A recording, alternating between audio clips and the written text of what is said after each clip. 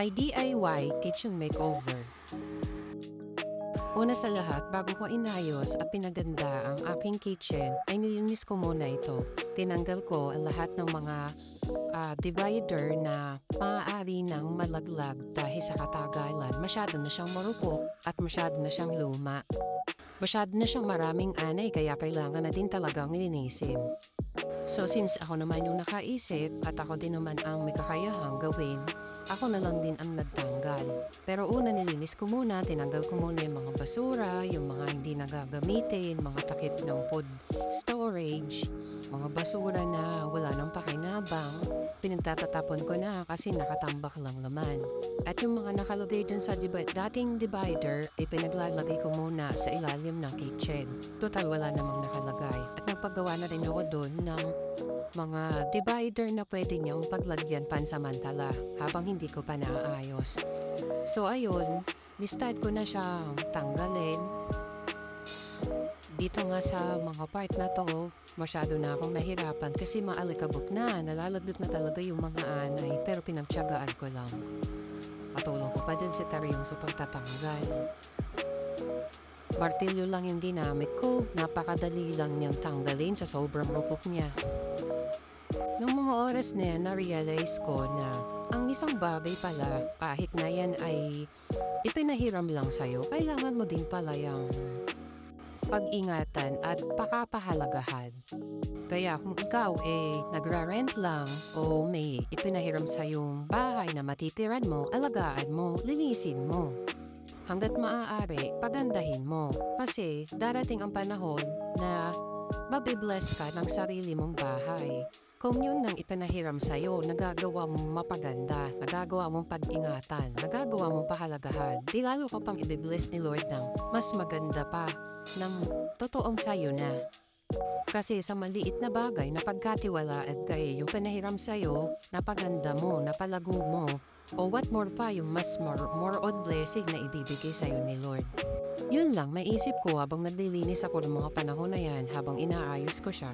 Mabalik tayo sa DIY makeover. Nung time na tinanggal ko na yung divider, masyado na siyang pangit. Ayoko naman na ganun yung appearance niya. So pansamantala, habang hindi pa dumadating yung wallpaper ko, nilagyan ko muna ng white na parang, parang linoleum yan.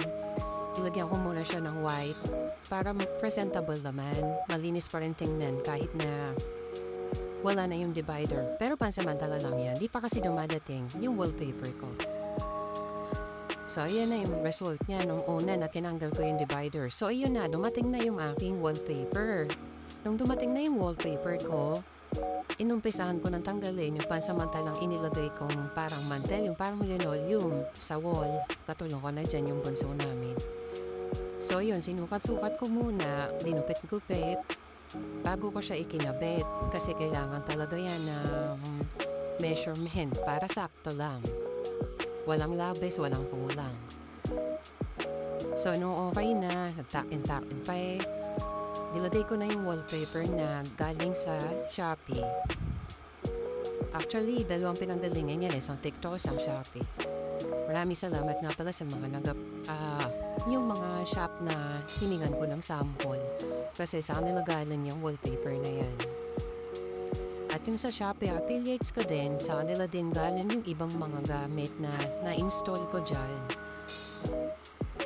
So, yan yung mga part na parang isang dangkal na lang. Kailangan ko ding itansyahin yun para sakto lang. Maganda yung pagkaka-pattern. Maganda yung pagkakalapat ng wallpaper. Maganda yung wallpaper, in fairness, kasi madikit siya.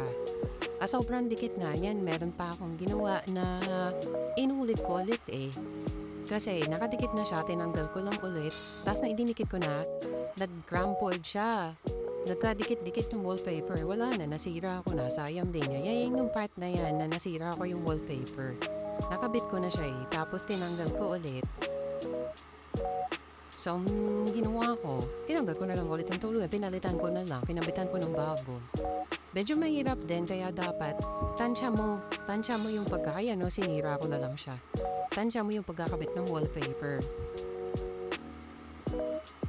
Yan, yung mga moment na yan, ayan, maganda na yung pagkakalagay ko. Medyo nahirapan ako kasi yung Venetian blind ko na naka-install na Kaya nung inilagay ko yung wallpaper, kailangan lapat na lapat siya. Tsaka naka-align siya dun sa pattern ng kabila na nailagay ko. Tapos nilagyan ko rin siya ng parang frame pang ano niya, para hindi may contrast ang kulay, para hindi siya isang kulay na white lang. So ayan na yung result ng ginawa ko.